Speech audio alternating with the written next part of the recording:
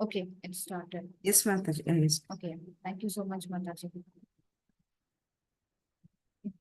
So I was saying that I welcome you all and thank you so much for coming in for Bhagavad Gita discussions.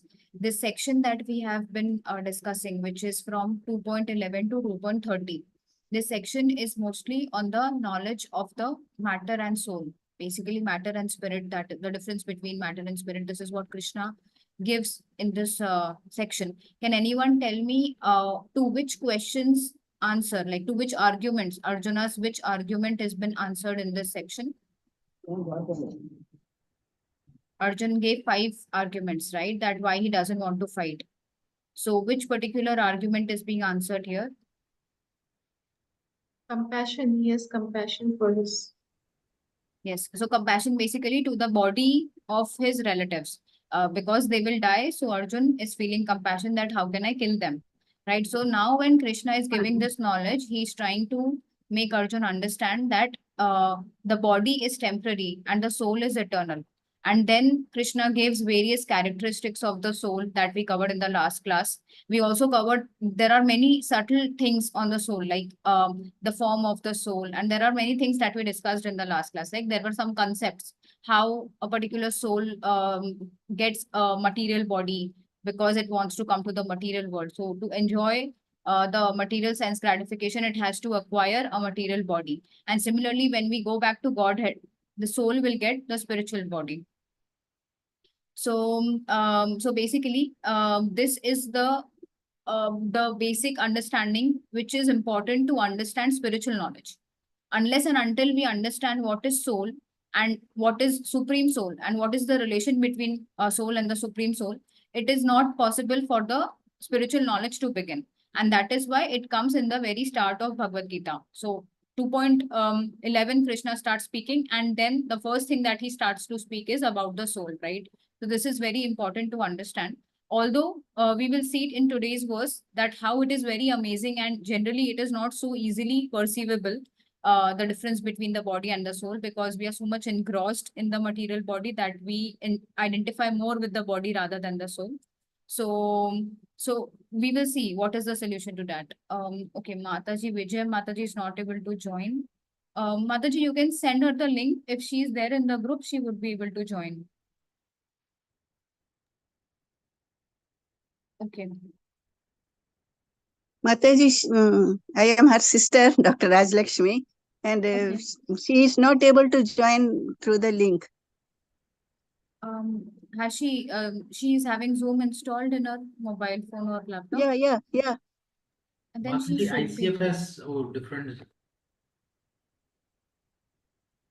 The passcode, is she entering the passcode 1080? Yeah, it is just roaming. Then Passcode. probably there are some network issues, Mataji. Otherwise, it should join. Okay. So let us continue. Yeah. So basically, from 26 till 30 is the last section of this this whole section that we would be trying to cover today. And we'll try to complete this also, because then the next section brings in the next arguments answer. Okay. So let me share my screen and please let me know if you're able to see.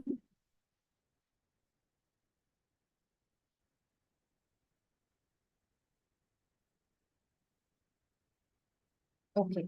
So yes. So what happens now from 2.26 till now, Krishna is explaining the soul is eternal, the body is temporary, and all those things, right? The different characteristics. In those characteristics, he is also trying to defeat Mayavad.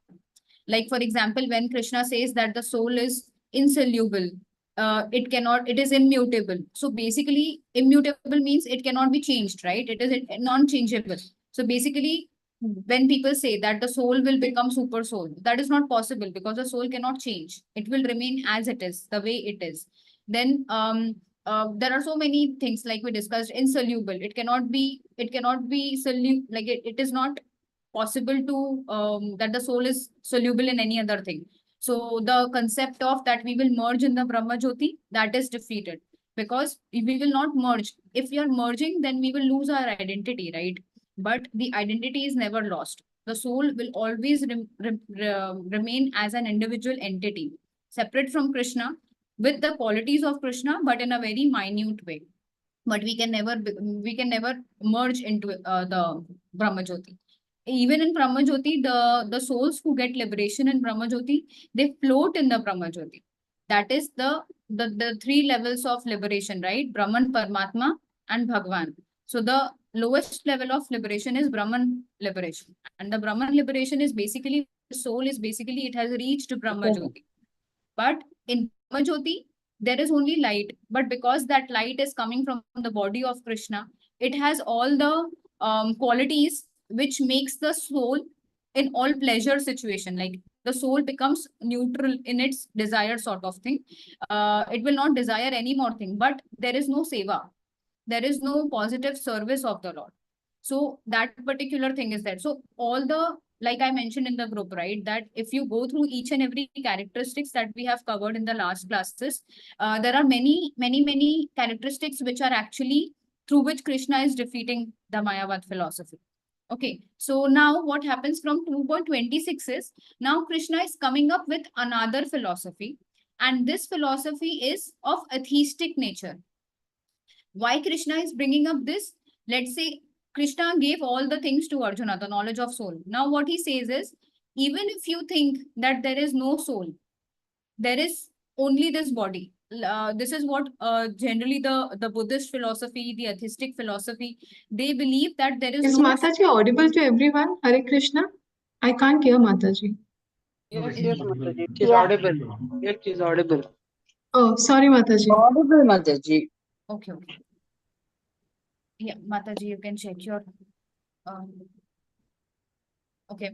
So basically, so what I was saying that that yes, Krishna brings in this atheistic philosophy just so that he can reconfirm Arjun that there is no need to lament. In fact, if you go through these verses, when we go through the Sanskrit verses of 2.26 till 30, many times Krishna says, "Na socham, na sochitam arhasi," right? No need to lament, no need to lament. Again and again, Krishna is saying no need to lament because he is giving the conclusion. So now let's start with this verse. Would any one of you like to read it? Hare Krishna. Atha Sure. chainam nityajatam nityam va manyase mritam. Atha chainam nityajatam nityam va manyase mritam. Tathati tvam mahabaho nenam sochitam arhasi. Tathapi tvam mahabaho nainam sochitum arhasi. Translation Translation. by Srila Prabhupada ki jai. If however you think that the soul is perpetually born and always dies, still you have no reason to lament, O mighty Ram. Hare Krishna. Thank you, Mataji. Thank you, Prabhuji. So yes, what Krishna is saying, if however you think that the soul is perpetually born and always dies, which is not the Vedic conclusion, right? The soul is never born and never dies. The soul is ever existing. It is eternal. In the last characteristics, only Krishna mentioned that soul is eternal. So this is not the Vedic philosophy of understanding. This is the atheistic philosophy where they mention that the body is all in all. There is no soul. When there is initially there is nothing, then the body is formed with chemical reactions, and then the body is destroyed. So Krishna is saying, even if you think this, even if you think that the body is born and the body dies again and again, still there is no reason to lament, right? Because anyhow it is going to die. So here in this way, Krishna is trying to explain this no existence of soul, the atheistic philosophy. He's just giving an argument. He's not saying that this is the real thing that happens, but he's giving another viewpoint. Okay. So what is that? If there is no soul and body is all in all made up of chemicals, then who laments for the loss of chemicals and stops discharging his duty, right? So if you are washing some vegetable in your kitchen, and let's say some coriander goes away, do you start crying and do you stop cooking? Oh, my coriander went away. It went in the basin. No, right?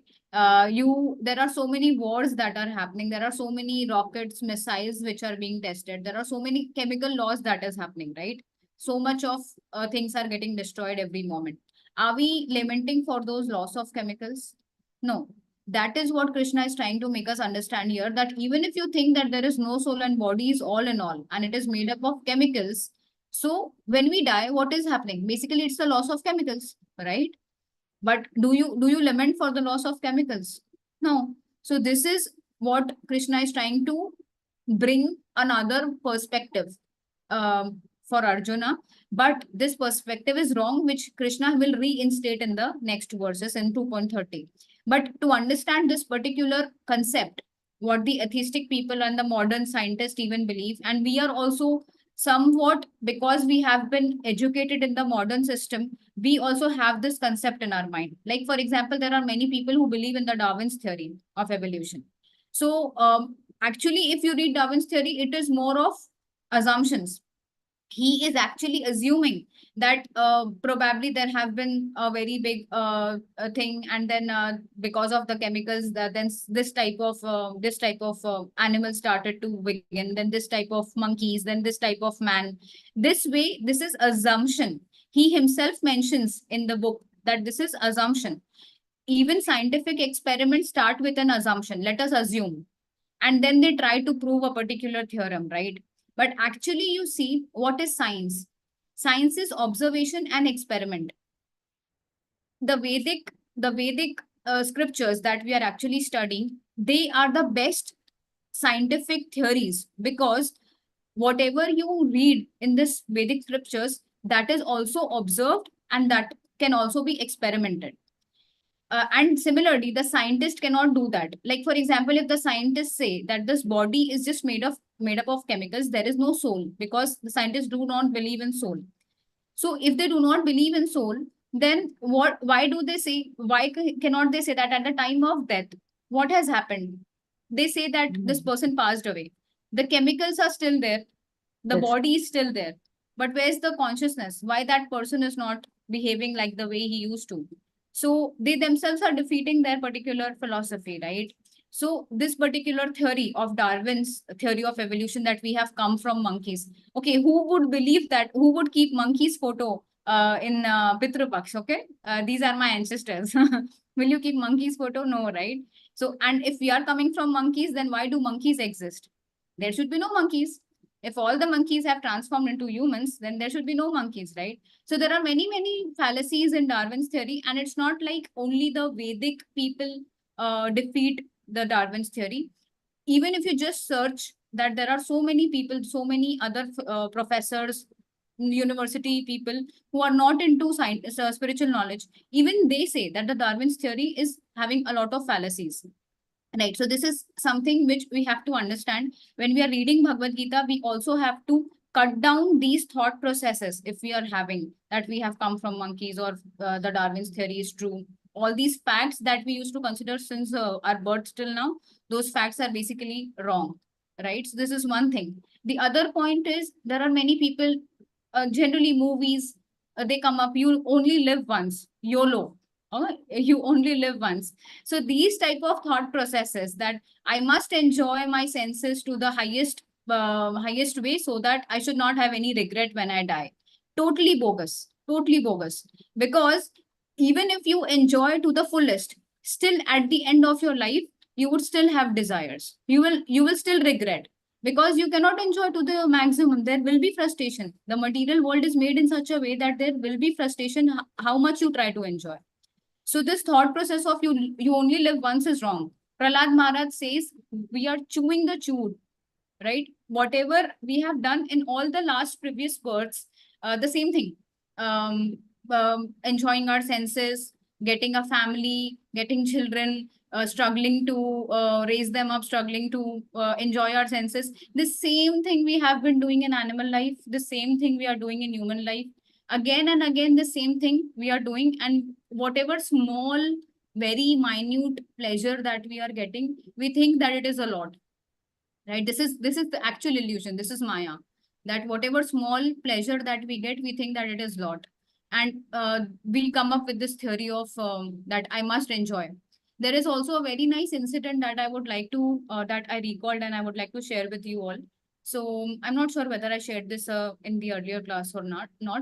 That once this Akbar and Birbal were having a discussion. So Akbar was saying that a person, when he becomes old, he loses all his desires for sense gratification. Birbal said, sorry. So Birbal said that that's not true. It's not like that, that if you get old, then you by default lose your desires. But Akbar was resistant that because you have got so many pains and sufferings in your body, then probably by the end of your life, you will lose all the taste to enjoy this material world. So what happened? Birbal told Akbar that there is a particular old man and we will go to meet him, and please bring your daughter with you when we are going to see him. So Akbar thought, okay. So, and he made the daughter go in front. Later, Akbar and Birbal came. So when that daughter was going, she was very beautiful and she was, of course, a princess. So she was dressed very nicely. So when she was going, this person who was very old actually, and he was bedridden and he was having a lot of diseases, he was not even blinking when he was seeing this princess when she came to meet him. And the same thing, Akbar and Birbal, both of them saw. So now later, and Akbar was actually becoming furious, but later when they discussed, so Birbal asked him that, did you see that even when we were talking to him, he was continuously looking at your daughter? So he said, yes. So the why? He's old, he's bedridden, he's suffering actually from diseases. Still, he's having this sense enjoyment propensity. So what we practice our whole life, that is what we desire at the end of our life also. So similar is the concept. If we think that we will enjoy our senses to the fullest and we should not have any regrets in the end of our life, that's not the case, because this is not the only life. There are millions of lifetimes we have been gone through, and whatever you do in your life, this is what your desires are. Actually, you're making those type of desires strong. So at the end of the life also, you would still want to enjoy only. You will never want to get self-realized. Okay, so these two concepts of that this is the only life and that we are coming from monkeys, these two things are wrong. These are Nastikvad, atheism. Okay, in this particular verse, actually, basically, Prabhupada tells that Krishna is telling about the philosophy of atheism, which or Bodhavad or Nastikvad. Okay, so in any case, as we discussed, that even if you consider through this perspective, that if you are considering an atheistic philosophy, still there is no reason to limit. Okay. So in any case, whether Arjun accepted the Vedic conclusion that there is an atomic soul, or whether he did not believe in the existence of soul, he had no reason to limit. Okay, next comes the 2.27. Yes. Or someone would like to read? Can I, Mataji? Yes, Mother. Can I read? Yes, Rohini Mataji, atheism and Nastikvad are same. Yeah. Yeah, next. Okay. Yes, Mataji, you can read. Can I, Mataji? Rajlakshmi. Yes, sure. Hare Krishna. Chatasya hi dhruvo mrityu dhruvam janma mritasya cha tasmad apariharyarthe na tvam shochitum arhasi. Yes, if someone remembers, this word was already there in 26 also. Again, it is there. You should not lament, which means you should not lament, right? Natvam sochitum arhasi. In 2.26, if you see, Nainam sochitum arhasi. Right? Again and again, Krishna is saying there is no need to lament. There is no need to lament. Why? Because he is lamenting over the bodies of his relatives. Yes, translation, Mataji. Translation. One who has taken his birth is sure to die, and after death, one is sure to take birth again. Therefore, in the unavoidable discharge of your duty, you should not lament. Hare Krishna. Thank you so much, Mataji. So here in 2.27, Krishna is discussing the philosophy of Karmavad. Okay, atheist is someone who does not believe in God and basically does not believe in soul also. Because if someone believes in soul, it is by default that it will also believe in God. Otherwise, where is the soul coming from? And who is deciding that, okay, the soul will get this body or that body, right? So these are correlative terms. If you understand what is soul, then you also understand what is God. And if you understand what is God, then you understand the soul. But those who are atheistic, they neither believe in God nor they believe in the soul. So what is the Karmavad philosophy? there are many people you would have heard, they say karm hi puja hai, right? But actually, karm is activities. Activities are separate, and puja, which is worship is separate. There is nothing like that. If you are actually doing your duty very nicely, then the Lord has to give you the result. And this is very important. There are many people who do not understand this. There are also many people who keep those statuses. You must have seen that if I am doing my duty, then Lord becomes obliged to give me the results, and all those type of theories, right? So that we have to understand as devotees what Krishna says, that is important, right? So here what Krishna is saying, if someone believes that if I do my duty nicely, then I will get the results. It is bound. I'm bound to get the result. And if I do not do my duty, then I'm not. Then I'm bound to get the suffering. So that's not the case. Here, the Lord will give you the result as per His own, like as per your past activities. Then, as per Lord's own desire. Lord is independent, right? He's Swarat. He's not dependent on your activities. And these people who believe in karmavad, they actually do not believe in God also. They think that there is a particular judge like person or someone who is basically the karma phal data, who is awarding the result and who is bound to give the result. So there is no need for God. This is what they say, right? The karmavadis, they say that there is no need of God. In fact, there are some samaj who believe in this karmavadi philosophy, and when you try to show them back to Godhead, and if you try to convince them about this philosophy of bhakti yoga, then they think that okay, I'm doing my duty nicely, I will get the results. What's the need of going back to God? Like what? Who is God? There is no God. If I'm doing the duty, I'm going to get the results. So this is the reason why they are not able to understand bhakti yoga, and they are not able to understand the relation between the soul and the super soul so properly, right? So here what Krishna is saying, one who has taken birth, death is certain, and one who is dead, for one who is dead, birth is certain. So what is birth and death actually? When a soul enters a body, that is birth, and when the soul exits the body, it is death, right? So it is as simple as that, and it is unavoidable. It will definitely happen. There is a saying, right? As sure as death. So death is so certain. And if we already know that if you are born, then you are going to die, then what is the need for lamenting, right? This is what Krishna is saying.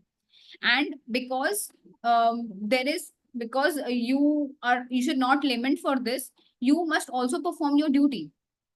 This is not the reason for which you should leave your duty. What is the duty of Arjun is a kshatriya, one who protects, right, by killing the people who are non-dharmic. So it is his duty. Once you are in a war field, you have to fight. Once you have reached the exam hall, and the exam paper is in front of you, you must give the examination, right? Similarly, there is the duty of Arjun at this point of time is to fight for dharma. At this point of time, he should not, what Krishna is saying, in the unavoidable discharge of your duty, you should not lament, right? Where Krishna is also saying that you must do your duty. So this duty which Arjun should do, if he does not do, then he incurs sin, right? Whatever duty we are entitled to as per our guna and karma, that particular duty we must do. Otherwise, we become sinful. So that is what Krishna is trying to make him understand. Also, when we were discussing this atheistic philosophy and karmavad, there is also a class of people who are called moralist, who believe in karmavad, and they also try to avoid God. That's what we were discussing, right? That they do not believe in God, and they feel that if I'm doing the duty, that is enough. So I would like if someone can read this paragraph. Rohini Mataji, would you like to? Okay, Sindhu Mataji. Yeah. Yeah. Which one, Mataji? But if one, that one? Yes, yes. Okay, Haribol, Srila Prabhupada ki jai. But if one is not God conscious, he cannot be moralist. He cannot be truthful. He cannot be honest. There are so many instances, even amongst the devotees, because this material world is made so that you cannot continue this principle perpetually. That is explained in the Bhagavad Gita. You will find, because the three modes of material nature is working, even if you're on the platform of goodness, the other modes of material nature will try to attack you. And your goodness, morality, honesty, these things will be polluted by the onslaught of the other two inferior modes of nature. Therefore, sometimes we find that a very nice man committing some sinful activities. Yes, thank you, Mataji. Thank So here Prabhupada is trying to explain that even if you believe in this philosophy of being moral and performing your duty irrespective of any other, like if you, even if you do not believe in God, and if you think that, okay, performing my duty, doing my duty in the right way, moralist, right? Even if you are thinking of that way, that honesty, goodness, morality, this is something which are of higher nature and these should be practiced all the time. But if you see in this material world, how many people do you find who are always in goodness, always honest, always moral? No one, right? The reason Prabhupada tells here that the material world is made in this way, that the three modes of material nature are working in this way, that even if you want to stay always in goodness without Krishna consciousness, still you will be pulled by the material modes of nature. And even when we see that, even when we are also trying to become Krishna conscious, based on our surrender, if a person has full surrender, then he becomes transcendental to these three modes. But in the process of getting to that stage of getting full surrender, till now we have not become fully surrendered to Krishna. We see that there are so many times when we are pulled by these material modes of nature. We do get angry, we do become dishonest, we do make do things which are not right, right? So why this is happening? Because we are also pulled by the material modes of nature, and therefore there are many instances when even nice people are committing sinful activities. So the moralist theory is also how it is wrong. This is what Prabhupada is trying to explain here. Although what Prabhupada says is a Krishna conscious person is the highest moralist, because those who are not Krishna conscious, they are hovering on the mental plane. But those people who are Krishna conscious, if you see, who has done the highest benefit for the society till now? Like we have seen Srila Prabhupada, although he is not a person who is specifically promoting the idea of moralist, or he is promoting the idea of being vegetarian, but when he is promoting the idea of Krishna consciousness, all these good things by default are included in it. There are many people who are making societies of vegetarian society. There are many people who are making this moralist society that you must follow the moral principles. That, but how many of them are really able to follow? But if you see a Krishna conscious person, he's by default following all of these, right? So this is what we have to understand, that a Krishna consciousness is the all in all of every good thing. They say that getting up early is the mother of good qualities. And a Krishna conscious person, you would see no one wakes up earlier than a devotee, right? Devotee would wake up. There are so many sincere devotees who chant 128 rounds, 64 rounds every day. I have heard in Anandavan Prabhuji's lecture that there are many devotees who are like this. They are waking up 2 o'clock in the morning or night, whatever you want to say, 2 o'clock, 2:30. So this early they are getting up just to chant the holy names. So who in this material world would wake up so early, right? For work. No one is waking up on a regular basis. I see Sindhu Mataji has raised hand. Yes, Mataji, I have a question. Mataji, just a small question. Mataji, this is exactly what I am also seeing, Mataji. Like they have faith, they love all, they do all the demigods, puja, everything. But what is that? I mean, they say anyway I have to face this, right? So why should I worship? Like that, they say. Yes, You know? so then this So, cycle would go on for them. Let's say, for example, this life, they are getting a particular suffering, let's say. Next life, they would be the reason for someone else's life suffering, right? This is what is yeah. happening. Like, for example, the people who eat meat, so they are killing a particular animal in this life. Next life, that animal is killing them. Next life, they They, are killing that animal. So, Mataji, for everything they have answers, Mataji. Next life only, no, next life mein dekha jayega. so that's what. Yeah. I There mean, are see, what my question is, Mataji, they worship demigods, okay? But they are not aware that only if you worship Krishna, you will be out of that. You know, all these. the reason is, Mataji, there is lack of knowledge of Bhagavad Gita and Bhagavatam. Bhagavatam and Bhagavad Gita is these two books. If you just take these two literatures, if someone Yeah. just puts a week's time, just 1 week in hearing this every day from sincere devotees, it is Yes, not yes, possible Mataji. that their thought process will not change. At least it Not, would be, yeah. when we say sadhu, right? Sadhu means one who cuts. So if we are hearing from sadhu, for sure our mental things actually get cut. The knowledge is lacking, I guess, Mataji. Yes, Mataji. And that is the reason why Prabhupada has given preaching is the essence. Why we should Okay. preach? Because first of all, for preaching, we have to become convinced. Like, for example, if I'm trying to make you understand that why moralist philosophy, karmavad philosophy, and atheistic philosophy Mhm. is wrong, I myself should be convinced by Prabhupada's lectures and other and Yeah. scriptures that yes, this is wrong. Unless until I am convinced, I cannot convince anyone else. Similarly, when we preach, we are actually becoming compassionate on other people. But when we are preaching, that preaching has to be in compassion.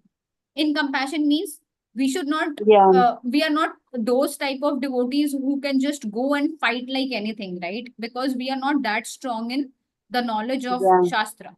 So we Yeah, have to Mataji. be good in But speaking. Mataji, Mhm. normally they say, great worshippers of Shiva, Lord Shiva and all, why they get into depression? I mean, okay, that is because normally if you worship Shiva, no, he'll take you to Krishna. So It's the, the automatically. the mental thought process that they're having behind worshipping Shiva, Okay, yeah, that so many motives, so many things are there. Yeah. Okay. that also comes into account. Because if you see, there are many devotees who have actually worshipped Lord Shiva without any desire, just to please him. They are Yeah. normally they were attracted to Lord Shiva by default. So because they were just attracted, they did not have any material desire to Mm. get from him. By default, Lord Shiva sent him to the devotees association, and now they have Yes, become Krishna Mataji. bhaktas. So it all depends on our motive Depends also. on. Yeah, Mataji. Thank you, Mataji. Yes, the demigods. This topic we will discuss in detail in 7th chapter. When Krishna gives this understanding that how we are, if we are developed, if we have more faith towards the demigods rather than Krishna, that faith is also what Krishna has only given. Krishna says that I give that faith, so that they are more devoted to that particular object of worship. So this comes in the 7th chapter. Right. Okay. So yes. So now, what is real dharma? This particular verse is very important from Bhagavatam, where it says, "Dharmam tu sakshat bhagavad pranitam." That real dharma, real religion, real morality, real honesty, whatever you can say, the good things, all those real things, they can be decided on the words of the Supreme Lord. Why Krishna says this? Why Bhagavatam says this? Let's say if you are in Western countries, they have this thing, right? You have to drive on the right side. Here we have, you have to drive on the left side. So for them, right is the morally right thing, and for us, the left is the morally right thing, right? So every person has a different moral.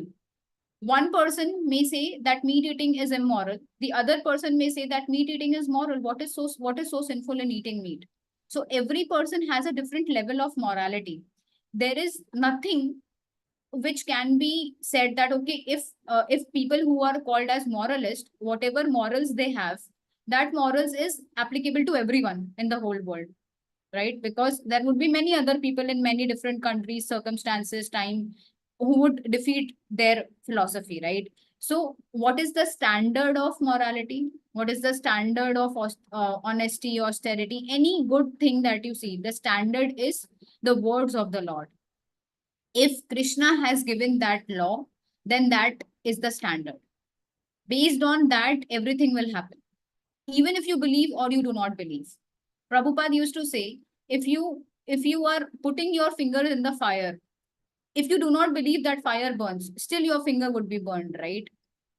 That does not mean if you do not believe that you will not get burned, because that is the nature of fire. You cannot change the nature of fire just because you do not believe. Similarly, those people who believe that there is no God, there is no soul, there is no hell, there is no other planetary systems, we are not going to suffer because we are enjoying. So okay, fine, if you believe that, let it be, but this is what is going to happen for sure.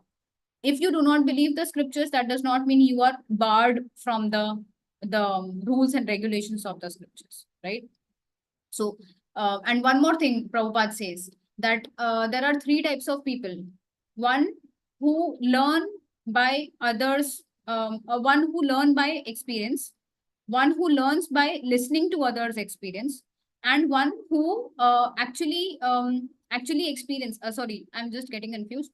One who by hearing they understand that what should be done or what should not be done. The others are they want to experience themselves. And there was one more. So out of these, the one who understands from others, like from scriptures or from others' experiences, that is more intelligent. Because let's say if a person has put a lot of money in share market, right? Let's say, and he did not have a proper knowledge about it, and then he lost all of it, and he came on the road, right? So other person would take knowledge from this person's life experience and will not do the same mistake, right? That person is more intelligent, or a person who would say it might have happened with him, but I would still do it because I believe it will not happen to me. So who is more intelligent? The person who takes the lessons from others' experiences, right? So many people say, even in colleges and many educational institutes, they say that you must experience everything in life. You must experience, you must go through everything, you must understand everything, then you would understand life. That's not the case. You are talking about a lesser intelligent category of people. If you want to really understand, if you want to have a good life, then you have to learn from others' mistakes. You do not have to do every mistake yourself, right? So all these philosophies can be understood easily when we understand Bhagavad Gita nicely. Okay, moving ahead. 2.28. Oh, I'm so sorry. I forgot to add the words, I guess. Just a minute.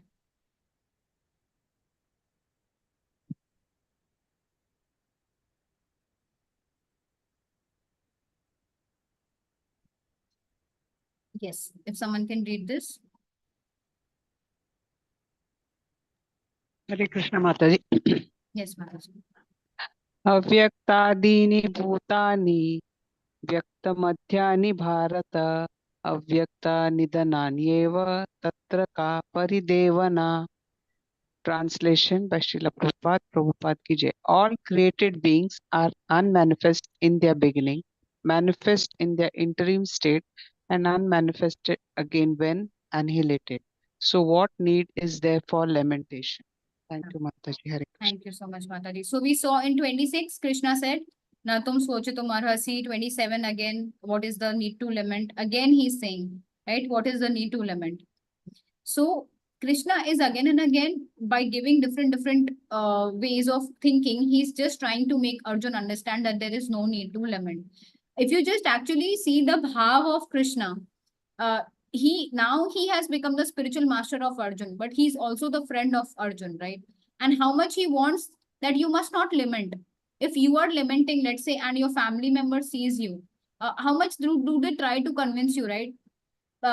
Let's say your son is crying and you are trying to make him understand that that's not a problem, beta. It's fine. There's no need. In fact, if the child is very small, they try to say, okay, this table hurt you. Oh, this table is bad. This way they try to make the child become happy, right? So a person who is very personally connected to you, they will try to make you understand that there is no need for lamentation. This is what Krishna is doing to Arjun, and also to us who have this knowledge, who are not having this knowledge of soul, and unnecessary who are suffering in this material world because of less knowledge of soul and super soul, right? So here what Krishna is saying, all created beings are unmanifest in their beginning, manifest in their interim state, and unmanifest again when they are annihilated. So what is the need for lamentation? So again, Krishna is basically, for argument's sake, he's still explaining this atheistic philosophy. So what he's saying, that initially it is void, then the life comes. The life is coming from matter, and then again there is void. Just like, for example, you have a land, and that land, from that land you take the elements and you create a skyscraper building. And again, when the building is destroyed, it merges in the land, right? So this is basically what Krishna is trying to make him understand, that even if the atheistic philosophy, the perspective of atheistic philosophy, that this body was not this soul, there is no soul. This body was not existing earlier. It is now existing by the mixing of chemicals, and again after that it would be destroyed again. So then Krishna is trying to explain that even if you believe in this, that there is no need to lament. But originally, what is the real thing? If we try to understand that originally void means matter, elementary matters were not combined. And so okay, this particular I already covered. And as per Vaishnav philosophy, yeah, as per Vaishnav philosophy, Vedic philosophy, this whole thing is atheistic philosophy that we are discussing. I hope this everyone is able to understand the philosophy, the perspective that Krishna is trying to make Arjun understand here is that even if you believe, this is the basic line, even if you believe that the soul does not exist and the body is all in all, then also you should not limit this. This is the basic of what Krishna is trying to use, this perspective he's using in these verses. But that is not true, right? At the end, Krishna would reinstate that the soul is eternal. So here, as per Vaishnav philosophy, this void theory is also wrong, because there was never a time when we did not exist. Right? Krishna himself says, there was never a time when you did not exist, nor these men, nor I, in the upcoming chapters also. So which means that there was life always, and there will be life always. So there is no void in between. Okay. And if you consider Srimad Bhagavatam creation, when the creation of this material world is explained in Srimad Bhagavatam first and second canto, wherein there is a state of Pradhan, where there are just elements, and then the state of Mahat Tattva comes, and then all the creation is happening. So I will not go into the detail, because if you actually go into the depth of it, then it's a very big subject matter which has to be separately learned. So that can be considered that initially there was void, and then the life came, and then again everything is going to become Pradhan. But at that point of time also, we are existing in the body of Mahavishnu. In the last class, I was telling there are three Vishnus who are basically helping in the process of creation. The first is Mahavishnu, from whose body all the universes are emanating. In each of those universes, there is Garbhodakshay Vishnu, from whose navel Brahmaji comes and Brahmaji creates the 14 planetary system. And the third is Kshirodakshay Vishnu, who stays in the heart of each and every living entity, each and every atom. So these three Vishnus are making the creation possible. So when everything gets destroyed, when all these universes go back to in the body of Mahavishnu, when Mahavishnu exhales, these universes come, and when he inhales, all these universes die. So there are different sizes of all these universes. Based on the sizes, the Brahmaji is also different. Our universe is small, therefore Brahma just has 4 heads. In a bigger universe, the Brahma has even hundreds of heads. So all these universes go back to the body of Mahavishnu. At that point of time also, if someone says that the creation is lost and all the living beings are gone, but they are gone where? They are gone inside the body of Mahavishnu. But we still exist as individual entities. We do not lose our desires. Unless and until we get liberated, we do not lose our desires. Okay. So moving ahead. So yes, everyone understood this one, right? That Krishna is saying that even if there was void earlier, then life came, and then again it has to become void, still there is no reason to limit. And so moving ahead for 29. Yes, who would like to read this time?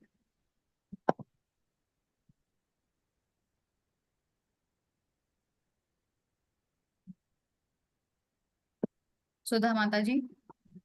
Yes. Krishna Mataji, for me, Mataji. The verse. Okay, Hare Krishna.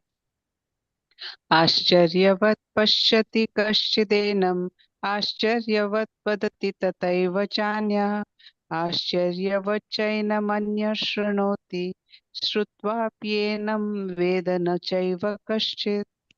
Translation: Some look on the soul as amazing, some describe him as amazing, and some hear of him as amazing, while others, even after hearing about him, cannot understand him at all. Thank you, Mataji. Hare Krishna. Thank you so much, Mataji. So here, what Krishna is saying is that some look on the soul as amazing, some describe him as amazing, and some hear of him as amazing, while others, even after hearing about him, cannot understand him at all. So ask ourselves. We have been discussing the subject of soul since almost 4 classes now. After hearing all the characteristics of the soul, after hearing about so much details about the soul, are we still able to conceive ourselves as soul and body different?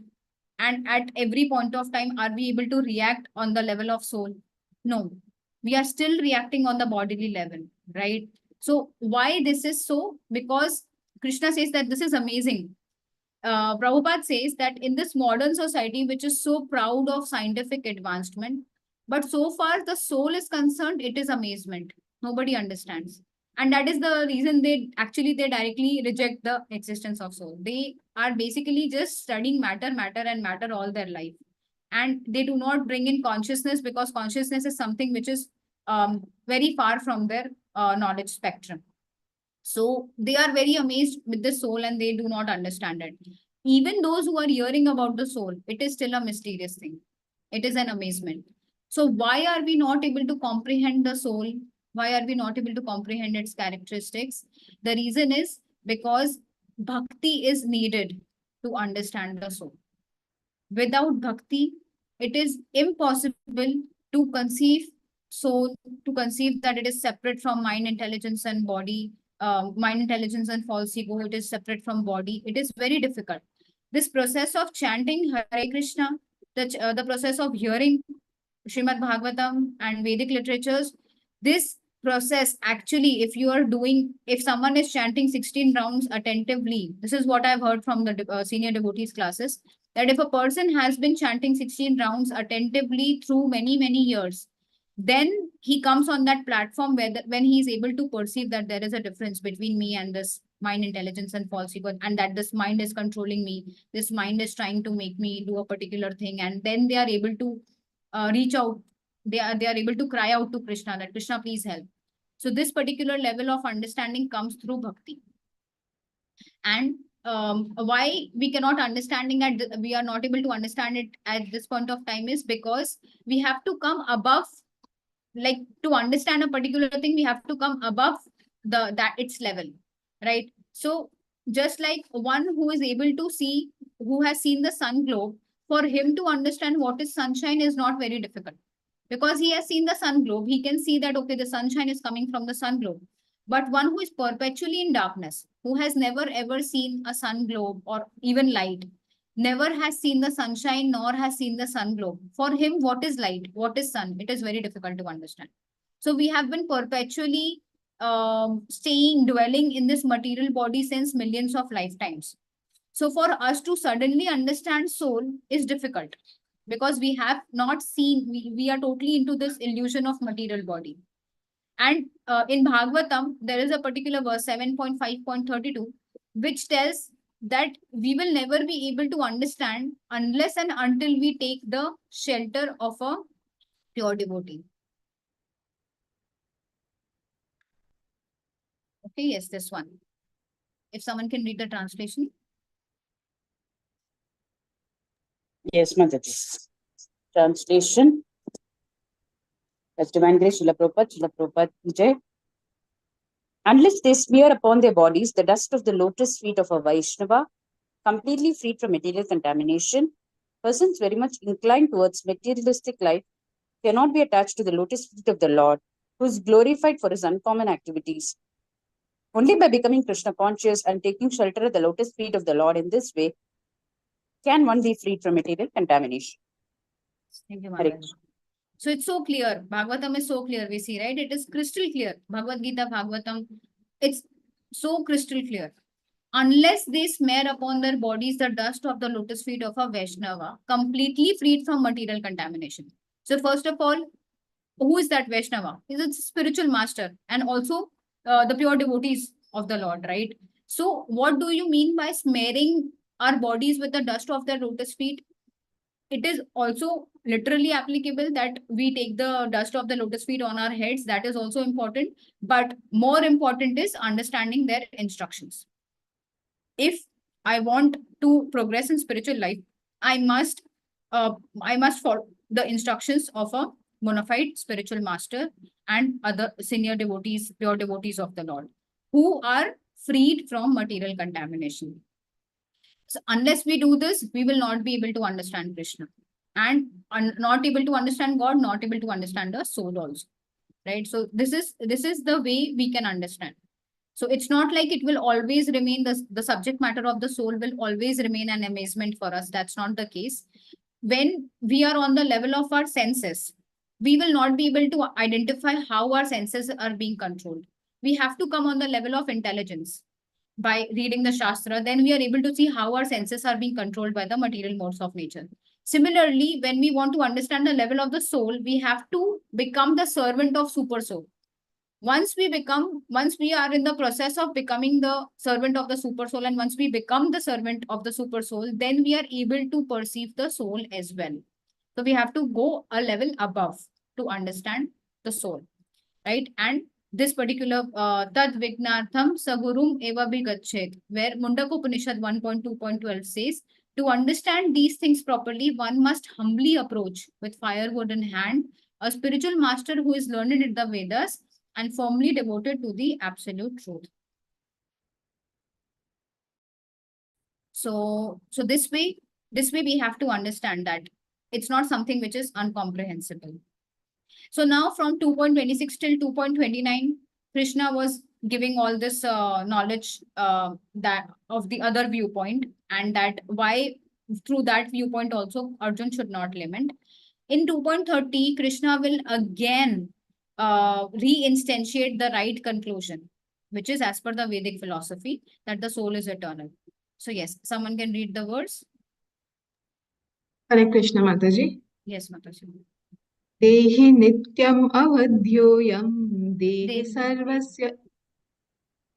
sarvasya bharata tasmat sarvani bhutani natvam sochitum arhasi.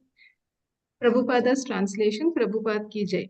O descendant of Bharata, he who dwells in the body can never be slain. Therefore, you need not grieve for any living being. Hare Krishna.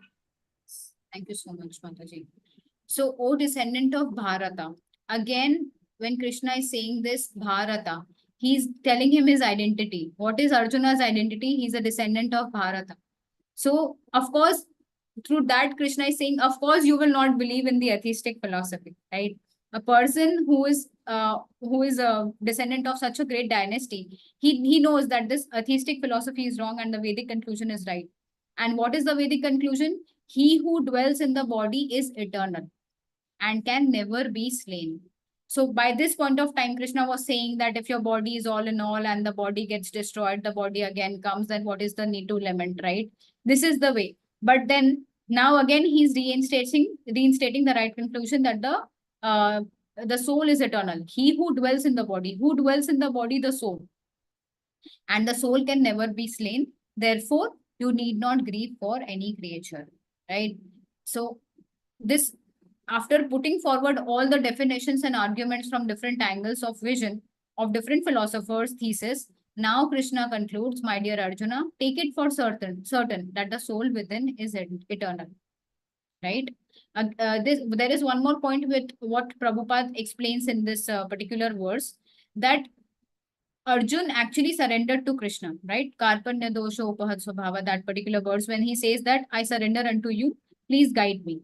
After that, Krishna becomes his spiritual master and he starts Bhagavad Gita.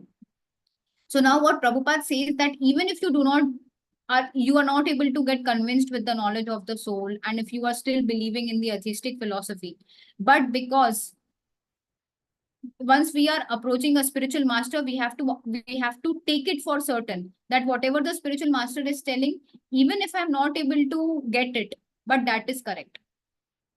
Probably my purification has not happened so much that I'm able to understand what he's saying. If I have doubt, I can obviously ask, but I should not doubt that this is not true, right? This is what Prabhupada says. My dear Arjuna, take it for certain that the soul within is eternal. So take it for certain. Even if you do not believe, you have to take it for certain that the soul is eternal. Dehi, one who dwells in the body. Who is that Dehi? The soul. So like, for example, we are resident of this Zoom call. But that does mean that I, you, or we are this Zoom call. No, we are different from the Zoom call, right? Similarly, the soul is dwelling in the body and the body is changing and the soul is not changing. This we discussed in 2.13. The soul is changing dress. Just like we are changing dress, the soul is changing bodies. So similarly, this Dehi is eternal. This is not this body. Once the body is getting destroyed, the soul is not getting destroyed and can never be slain, because it is already described that the soul can not be burned, cannot be moistened, soul cannot be dried up, soul cannot be killed, soul cannot be cut into pieces. So many things we have discussed in the characteristics of the soul. They are just opposite of matter. If you see, the matter can be moistened, right? Matter can be dried, matter can be killed, matter can also be cut into pieces. All the things which are opposite to the characteristics of soul is applicable to matter. Any material thing, even stone, iron, they can have all these characteristics. But so far the spirit soul is concerned, it is just the opposite. And that is why it is difficult to conceive, because we are all surrounded, filled, everywhere we are filled with matter, right? And the soul is, so what is the size of the soul if someone remembers? Yes, Mataji, 1/10, 10,000. 1/10,000, the tip of the People. 1 to Yes. 10,000. So you cannot even see the soul through very, very intelligent microscope and all those things, right? That is the size of the soul.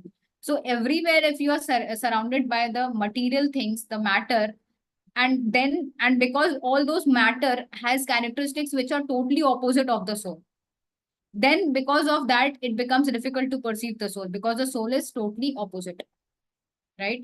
But because the Shastra says that the soul cannot be dried, the soul cannot be moistened, the soul cannot be cut into pieces, the soul is insoluble, the soul is immutable, all the characteristics the Shastra is saying, even if you do not understand, but we must believe, because that is the verdict of the Shastra. And the Vedic way of learning is top-down approach.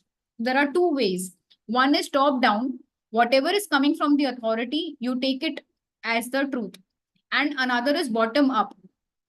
The bottom-up approach is what the materialists use. They think that with their limited intelligence, with their limited senses, with their limited capacity of understanding inconceivable things, they would be able to understand God, which is the bottom-up approach. But the spiritual knowledge is the top-down. We understand things from authority.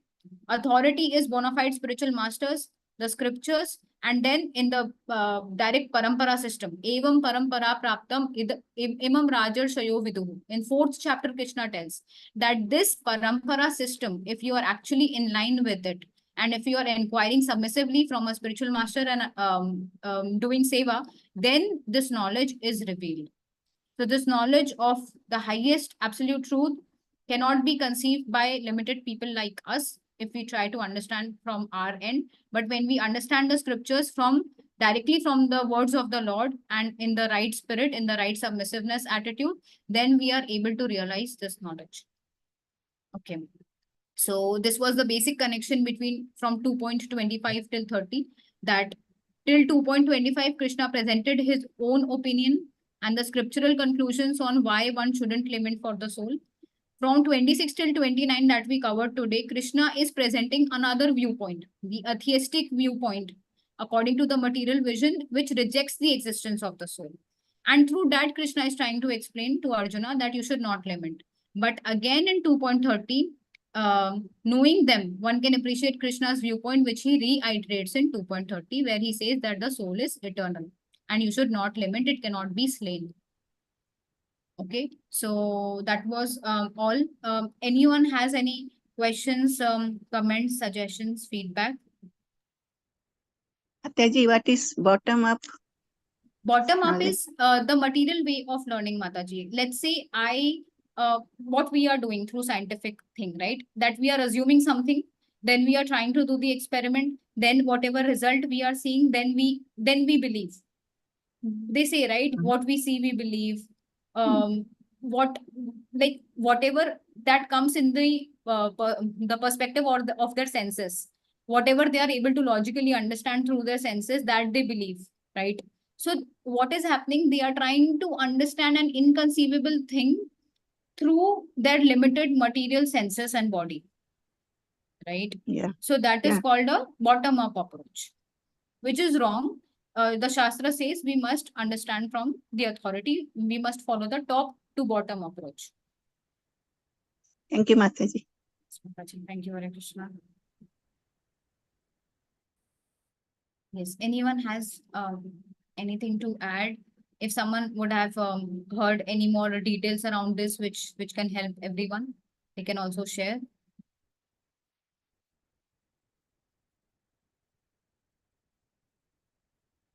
Okay. So when I mentioned in the group that you can make a note of how Krishna is defeating Mayavad and all those things, right? Does anyone has done that homework when we did not have the class last time?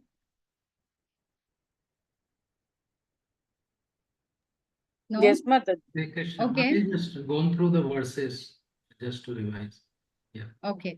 Yes. So you are able to connect, Prabhuji, the characteristic that Krishna is saying. Are you able to understand that characteristic Yes, like Mataji. in a easy way? Yes, Mataji. Mataji, just that only question I all now I'm getting is why, once we joined ISKCON, then only we come to know about destination is Bhagavad Dham. So earlier, like everybody was thinking of, good life or idle people, idle, everything idle, like kids also idle, parents, everything like that. So here it was like shocking, na? Because our target totally changed. We were thinking something else. So why Yes. that was a mindset for every like human being, like we take birth and we always feel like there will be one happy family like that. Yes, By because our nature that, is that, Prabhuji. We are also Sachidanand. Krishna is Sachidananda Vigraha. We are his parts and parcels. So it is by default our nature that we want to get happiness. You see, you do not have to train a child to become happy. He by default knows that he has to become happy. He knows that if I get this, I will become happy. We don't have to train him that okay, if you get this, you will become happy. Otherwise, if you don't get this, you will become sad. That's not the case. By default, he gets happiness when he's able to satisfy his senses, right? So why is that? Because that is our nature, that we by default want to become happy. But the main reason why we came to this material world is that we envied Krishna, right? In what is happening in spiritual world? Spiritual world, everyone is serving Krishna. No one is serving you. You are serving Krishna and everyone is serving Krishna. Even a thought when it comes that why everyone is serving Krishna, why not me?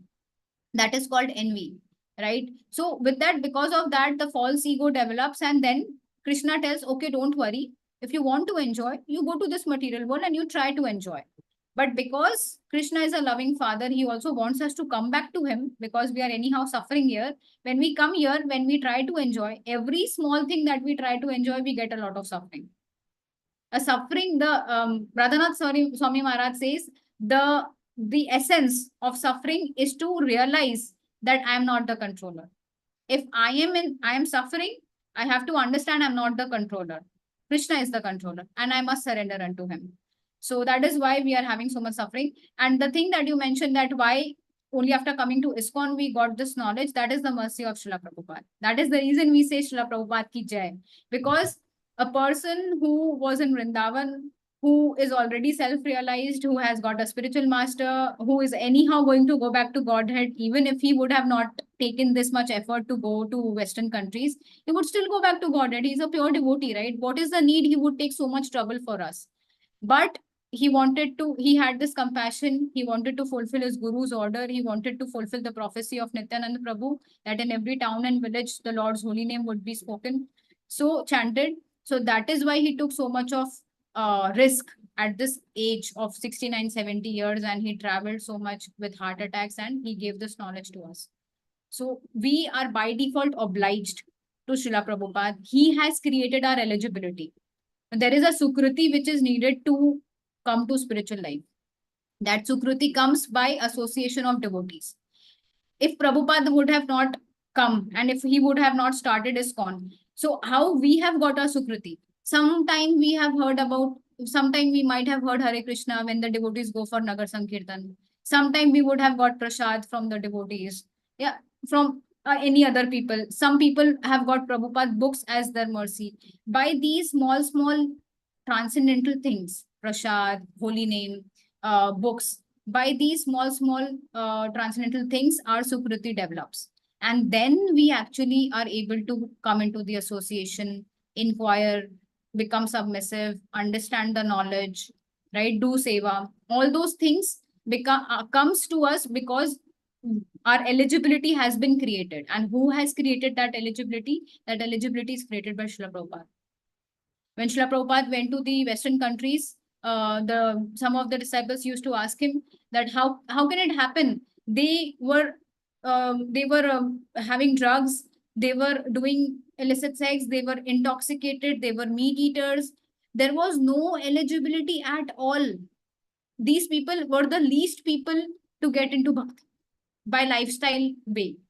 If you just see the lifestyle of Westerners and if you see the lifestyle of a normal vegetarian Indian person, it is totally opposite. So they asked, how have we become eligible to become devotees? So Prabhupada says, I made you eligible. I created your eligibility. So that is what Prabhupada has done for us. If Prabhupada would have not come, we would be lost into illusion the way we were lost in all the millions of lifetimes. And that is the reason everyone says that we must read Prabhupada books. Unless and until we read Prabhupada books, this conviction will not come that I want to go back to Godhead. This life is the last life. I do not want to go in any other mother's womb. Yes, Prabhuji. And there are also other sampradayas, the Yes. four bona fide sampradayas. So, of course, those people who have been into these sampradayas, they were still into the bhakti process. But so clear-cut understanding of Golok Dham, this you can say that people are generally getting only through ISKCON. Because that is another subject matter. We can take it sometime later when we complete Bhagavad Gita.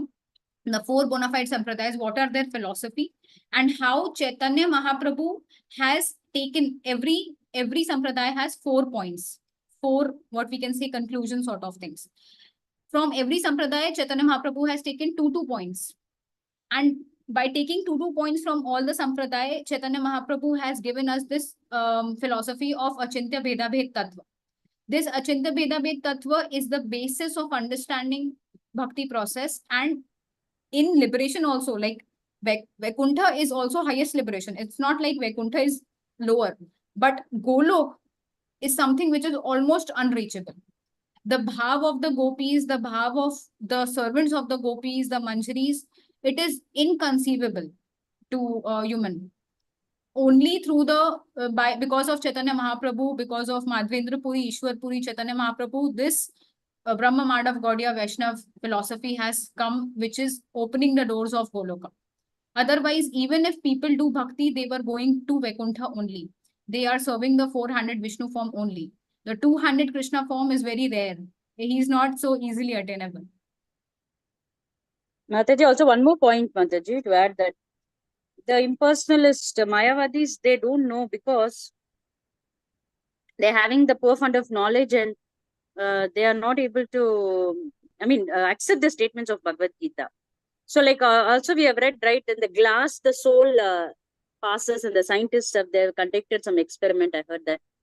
And without breaking, without anything, the soul is passing, Mataji. I read that story somewhere.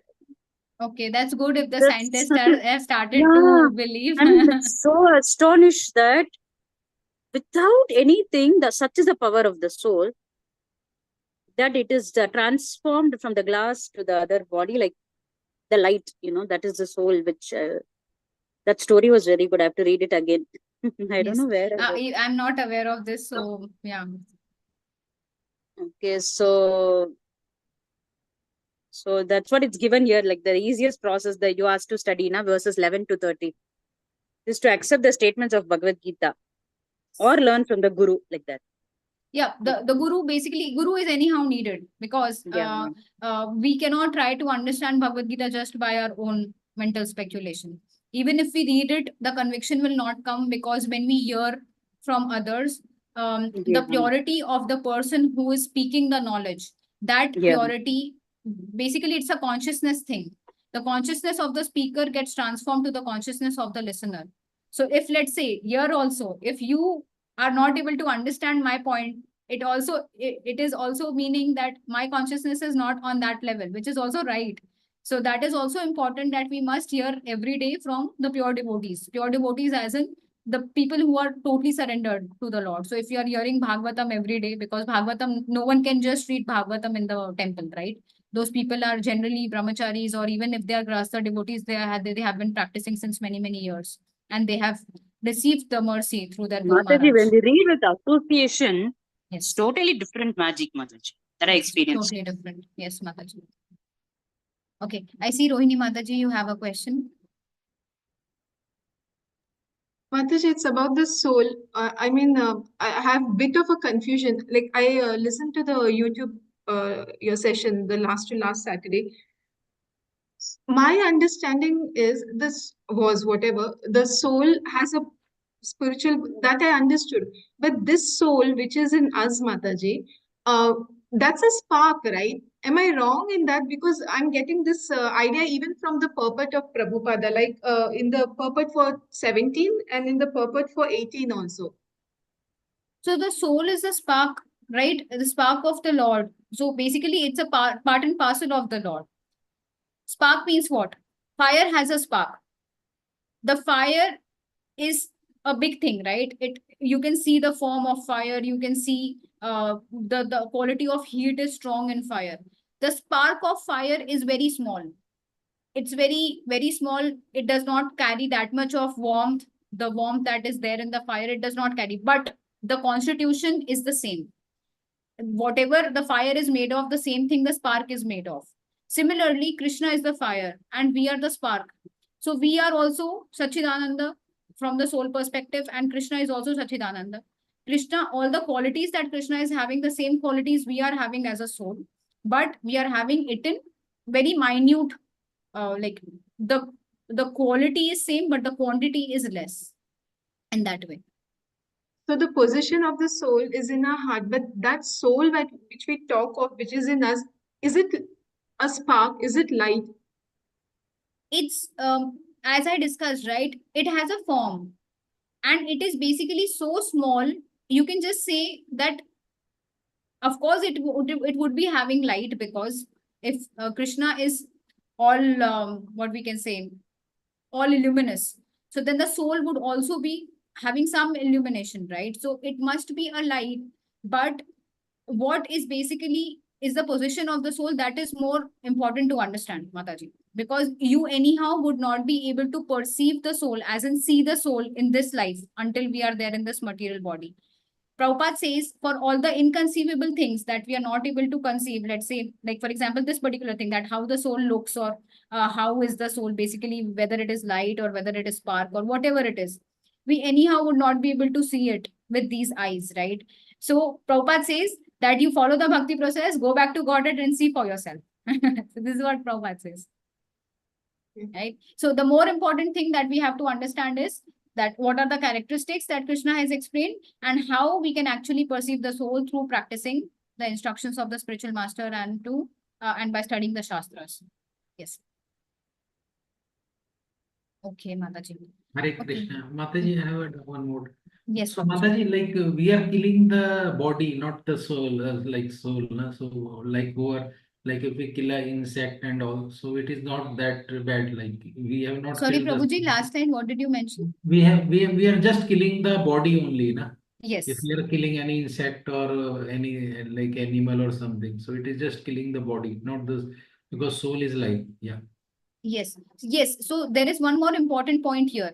So Prabhupada says that if a particular person, he is in a war, it is by default expected, if he's a soldier, it is by default expected that he should kill the other person. He should, right? He should kill through arrows or through guns or through whatever. So that is moral when he's killing the other party in a battlefield. When the same person is killing another person when he's not in war, when he's in normal life and he has killed another person, he's put into the bars, right? So the same activity of killing, for one situation it is moral, for the other situation it is immoral. So here, when all of this knowledge, when Krishna is giving, he's not advocating the philosophy of killing others. Just because you're not killing the soul and you're killing the body, so you must kill. That is not what is being advocated. It is still immoral if you are killing without any because Arjun is fighting for dharma, right, for religious principles, because Krishna is the actual religious principle personified, right? So because he's fighting to establish the religious principles and to bring in Bhagavad philosophy again, that is why his act of killing is moral, right? And that is why Krishna is trying to explain him that even if you when he's giving this knowledge of that the soul is eternal and the body is temporary and anyhow the body is going to die, so you must not lament for killing the body of your relatives. He's not saying that you should kill any person just like that. Only for this particular situation, he is entitled to kill. That is a duty of a Kshatriya. Yes, Yes. Mataji. Hare Krishna. Okay. Hare Krishna, Prabhuji. Okay. Any other anything anyone wants to add? Okay. So that was a nice discussion. I'm happy to serve you all, and I'm really grateful that you're giving me this opportunity every week. Last week, because of some personal things I could not connect. I'm really sorry for that.